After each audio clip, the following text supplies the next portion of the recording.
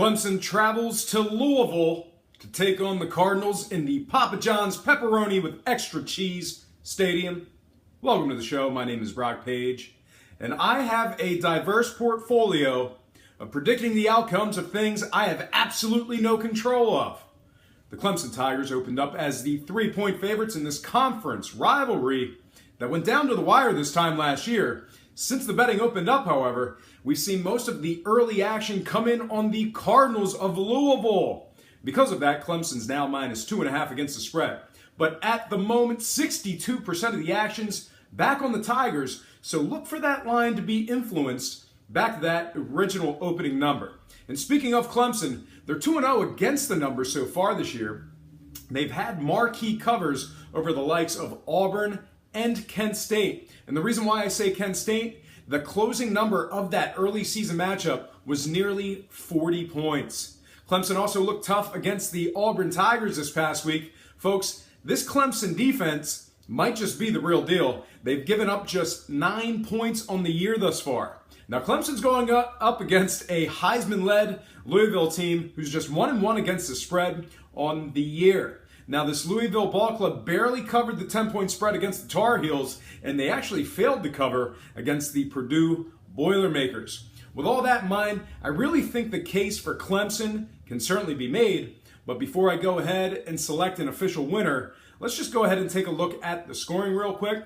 Both teams' games are 1-1 to the unders in their games thus far this season. Both teams' games are also collectively averaging 56 total combined points per contest. Having said all that, we still don't have an opening line when it comes to the total, so unfortunately I'm not going to be able to make a pick when it comes to the scoring. But when it comes to picking a winner, I really like the defending champs in this spot here. Give me the traveling Clemson Tigers minus 2.5, getting the job done against the spread. I'm also taking Clemson for some money line cash whenever that line comes out. I'm predicting a final score of 30-27 Clemson Tigers. All right, next game I have for you. It is going to be the Wisconsin Badgers traveling to Brigham Young to take on the Cougars at LaVell Edwards Stadium. Wisconsin opened up as the 14-point favorites in this early season matchup at BYU. Now, since the betting opened up, we've seen a significant amount of early money come pouring in on Brigham Young. Currently, Wisconsin's now just the 12.5-point favorites against the spread. They're also the money line favorites at minus 500. If you're a Wisconsin bettor, get those bets in as soon as you can. At the moment, 77% of the money's back on the Badgers to cover. So right now the spread is probably as low as it's going to get. But regardless, I love this line right now. Now let's go ahead and take a look at some trends real quick. The Badgers take on a BYU team who's winless against the spread in their 2 games this year. They're 0-1 against the number at home, as well as 0-2 against the spread as the underdog or pick'em. BYU faces a Wisconsin team who had a nice 27-point cover in week 1, scoring 59 total points themselves. All told, the case for the Badgers can certainly be made.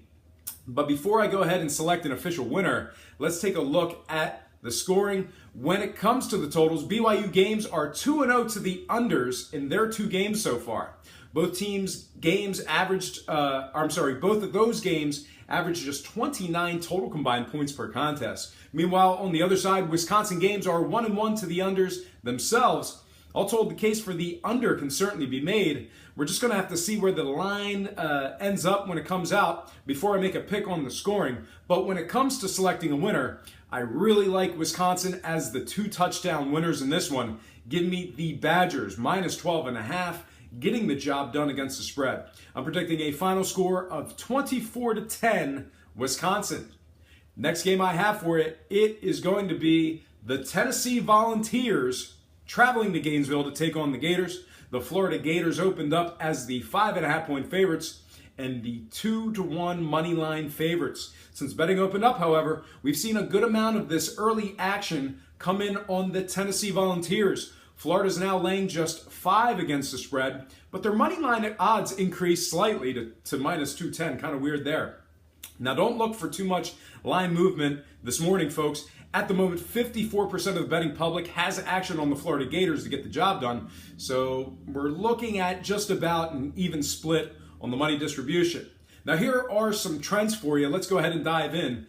This Gator team had a tough showing against Michigan in week 1. Now with 10 players suspended, they actually made about 45 minutes of that game very competitive.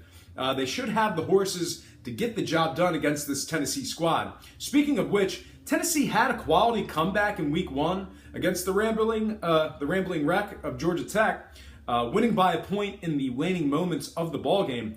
They're stacking up against a Florida squad who failed to cover the closing number of 5 points against that Michigan ball club. I do think in true Tennessee fashion, this one's going to stay very close. I am, however, going to take the Florida Gators minus 210, winning it outright for some money line cash. All right, folks, I'm going to slide into my next game. It's the next and final game for the show. It's the lightning round, so I got to move. I'm talking about Middle Tennessee State traveling to Minnesota to take on the Golden Gophers. Minnesota's -8 against the spread and laying 340 on the money line. I like the Gophers in the spot here. I was very impressed by them in their landslide win at Oregon State as the underdogs. Give me Minnesota -8, getting the job done against the spread. I'm predicting a final of 28-14 Gophers. All right, folks, that is going to do it for me. But before I get out of here, I have to remind you that I am not a sports betting expert, nor do I implore you to take any of my picks. A wise man once said, good ain't free, and free ain't good. If for some reason you decide to use the free information on this program, you're utilizing it at your own discretion. Most importantly, if you're betting any of these games, do it safe, do it responsibly, and most important, have fun. For Brock Page Productions, I'm Brock Page, and have yourself a positive day.